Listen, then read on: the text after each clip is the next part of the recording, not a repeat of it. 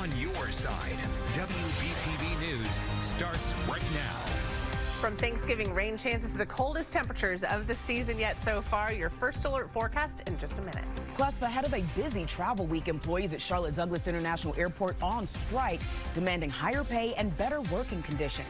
We're hearing directly from the workers asking their employers to do better. Nearly 8 weeks after Hurricane Helene devastated the high country of western North Carolina, we have come back to Boone to see how recovery efforts are going. We are live in Boone. We'll be talking to some special guests who can tell us exactly what's happening up here.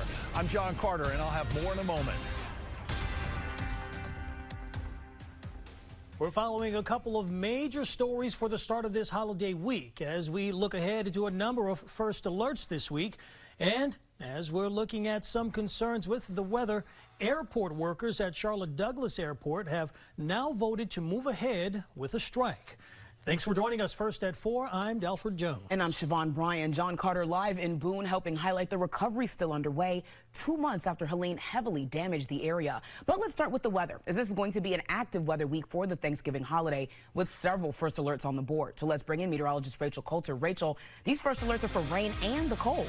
I tell you what, we've got a lot to talk about in terms of your 7-day forecast, whether you're staying local here this week for Thanksgiving, maybe traveling across the region. We've got several chances for rain. So tomorrow morning, that's one of the first alerts just for the morning commute. And I'll talk about that here in a second. Thursday, Thanksgiving, still expecting rain, maybe even a thunderstorm chance lingering on over into early Friday morning, but that's looking to move out faster and faster. So good news about Friday, but then the frigid temperatures move in. We've had some cold temperatures so far this season, even colder temperatures this weekend. I'm talking about waking up in the 20s, feeling even colder, even here in the Charlotte Metro, which is something I'll be breaking down in just a few minutes. I do want to show you satellite and radar right now. We've got a cold front out to our west. That's going to bring rain chance #1 for us as we head out the door tomorrow morning. But if you have any evening plans tonight, it's lovely outside. Really the nicest day within our 7-day forecast. I hope you're able to get outside and enjoy it. Temperatures sitting right around that 70-degree mark. I'm going to time out those rain chances and talk about just how cold it's about to get coming up. Rachel, thank you. We're following breaking news here first at 4. The Cabarrus County Sheriff's Office says they've identified the woman whose body was found along Highway 601 earlier this month. Oh, they've arrested her boyfriend in connection to the case. Deputies say 33-year-old Iltrade Dade's body was found near the Rocky River Bridge on November 4th. They say she was reported missing on November 2nd in Orange County, Florida. Deputies believe she was killed somewhere else and her body was left near the bridge. Her family believed she was with her boyfriend, Jacques Hans Jerome, when she was reported missing. Hans Jerome is charged with unlawful concealment of a death. Deputies say he's a long-haul trucker, and Dade was riding along with him on a trip to Concord. He's being held at the Cabarrus County Detention Center on a $1 million bond. The sheriff's office is still investigating this situation. In more breaking news, the Union County Fire Marshal has released the cause of the home that exploded just over a week ago in Weddington. We flew Drone 3 over the home on Steeplechase Circle just yesterday, and you can see there's still a ton of rubble left behind. The fire marshal says the explosion was an accident and likely caused due to a fuel-air explosion. Officials say that happens when an explosive mixes fuel with oxygen and creates a massive blast. The explosion happened in the garage. The fire marshal has identified 3 potential sources of the ignition, but the exact cause is still undetermined. Officials say the man who was hurt is being released from the hospital soon. And we continue to follow developing news out of Charlotte Douglas International Airport. Service workers are on strike, demanding better pay and benefits. Now, this comes days before the airport is projected to see 1 million passengers travel through the airport. Jason Puckett is live at the airport now, almost 12 hours into the strike. Jason, what is it looking like out there? Yeah, Dalford and Siobhan, I know the big question for many is what would this do to travel on this holiday week? I can step out of the way and show you right now, not a huge impact. We haven't seen many delays today. Security lines, folks moving through here into the terminal pretty quickly.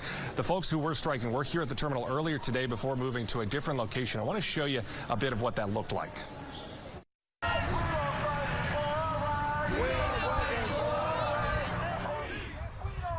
Justice! Now, we took this video just before noon. Workers were gathered across the street from Charlotte Douglas picketing. You're also going to see footage from around 5 this morning when those workers left the airport and officially started their 24-hour strike. Now, these workers are not actually employed by the airport or airlines themselves. They actually work for 2 companies, ABM and Prospect, which are contracted by airlines to provide employees for service jobs at the airport. These workers clean planes and facilities. They help people using wheelchairs travel through the airport and more. And many of them tell us they make between $12.50 and $19 an hour and struggle to make ends meet. Now they're demanding the companies that employ them increase wages and begin offering benefits and better working conditions. We love our job, but we can't make it on this, what we are paid now. We can't make it. We need a raise in order to make it. Most of us are homeless, are living from paycheck to paycheck, and for the jobs we do, that's not right. That's not enough to live off of. I mean, I have kids, and I can't live off of that for my children, getting paid every 2 weeks, wondering how am I going to pay my bills. I mean, there's times where I have to choose between going to get extra food for my kids or paying a light bill.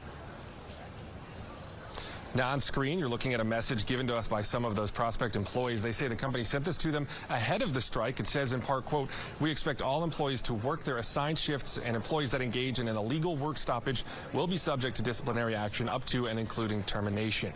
Now, right now, the workers tell us they are only planning this one 24-hour strike at this point and will be back at work tomorrow. They're just hoping these companies will meet them at the negotiating table. As for those companies, we did reach out to ABM and Prospect. They both sent us statements you can find on our website, but neither answered the question of whether they actually plan to sit down and negotiate with these employees. For now, here live at Charlotte Douglas, Jason Puckett, WBTV, on your side. Jason, thank you. It's been almost 2 months since Hurricane Helene devastated western North Carolina, including Watauga County. People in the mountains have been working to put their lives back in order since late September. Now WBTV anchor John Carter joins us live from Boone. So, John, you're hearing about the recovery from Boone's own mayor this afternoon. That's exactly right, Siobhan, and I'm just going to say there's been a world of difference since we were here almost 8 weeks ago when we first saw the devastation. They've done a wonderful job in much of the recovery effort here, but there's still so much left to be done. I want to show you some video which is indicative of exactly what they are facing up here. We saw this mobile home park here that's just absolutely devastated is the best thing I can say. About 50 mobile homes here, but about 75% of them are gone. As you can see, it's just a sea of mud out there. You can see the framework of some of the mobile homes that were here. These people were displaced. They're working to clear the area right now, but that's just indicative of what's happening all over the high country. It's not over yet. And with me right now is Boone Mayor Tim Futrell. And Mayor, thank you so much for being with us here live today. I just want to ask you, where is Boone right now in its recovery efforts? We've still got a ways to go. We've done a lot. We have really positioned ourselves well to be able to make it seem as though our recovery has been seamless. But there's still a lot of work to do. We were in a very, very difficult situation. Of course, many of our neighbors were as well. But to be able to recover in the way we have, as quickly as we have, is just not only a testament to who we are and what we can do here, but the type of team, the type of staff, and the type of folks that we've had come from all around to just pull their sleeves up and get their hands dirty and help us get back to where we need to be. A lot of folks may travel to the Boone area here. The highways are clear. You can get to Boone. You come to the downtown area. It looks terrific. We've got the beautiful weather that we have here today, though. People may not realize, though, that there are still so many pockets of devastation here. What's the greatest challenge you all face right now? Well, I would say, among the rebuilding process, we also funding from our friends in the General Assembly and federal government, the leaders there, any assistance that they can continue to give us. There tends to be a thing with short-term memory, and we don't want to be lost in that short term. We want everyone to understand that this is a long-term effort, and we are going to continue to need all the resources that we can. Yeah, and you said it really well a while ago. You've been through the sprint. That's right. And now That's right. Now we're in the marathon phase, and not exactly sure how long this is going to take, right?